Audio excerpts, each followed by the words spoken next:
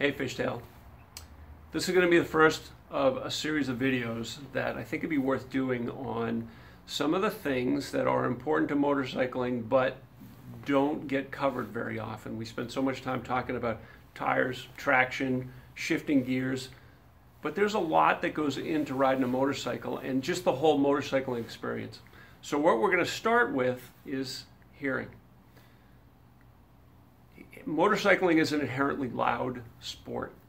The best of helmets are still pretty loud, and as you get going, the noise of the ventilation in the helmet and just the wind going by the helmet, it just generates this roar that's constant. And if it's allowed to go on, it will damage your hearing over time. So the thing about hearing damage, and one of the reasons that you need to be aware of it, is you don't get it back when you lose hearing. It's because of the nature of the way that your ears get hurt from the loud noise and the vibrations and those kind of things. It's not a thing that your body can heal.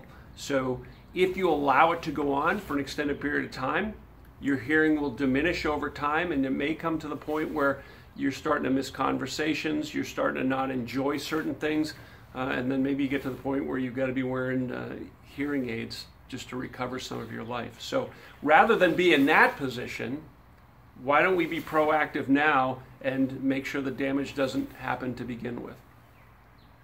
I've always been sensitive to hearing issues because my dad was pretty much deaf when I was growing up. He wore hearing aids, but there was just all these compromises that we had to deal with because he couldn't hear us. So I've always been tuned into it. I started wearing earplugs on the motorcycle when I first started riding. Especially when I got in the Air Force and I started flying, I always put earplugs in before I walked out to the airplane, flew with them the whole time. So, and I don't get on a motorcycle now without them. My hearing is still hanging in there. I test out pretty well, and I think it's because I've been really careful about protecting them. So, and I want the same for you. These are the earplugs that I use. They're made by a company called Howard Light. They make different levels. I just go for the maximum decibel attenuation that they offer. These particular plugs, orange, they're soft foam, they're cone shaped. The idea behind these earplugs is you roll them up, they will stay compressed long enough to get them in your ear and then expand slowly while they're in there. So what you do is you roll them between your fingers like this, and I'll show you the difference. All right, that's what it looks like rolled. Here it is before it's rolled.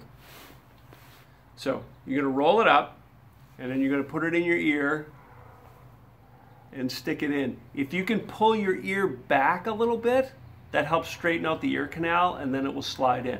Now, I'm going to rotate. I hope this works because I can't see what I'm doing when I turn my head, but look at how far in that earplug is. Now, the temptation when you put earplugs in is people, when they've never used them, is they do this and they go, hey, my earplugs are in and I'm all good to go.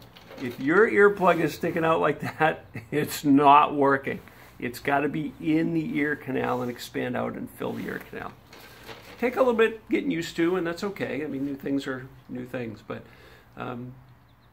it actually will help you be more aware of what's going on around you as well.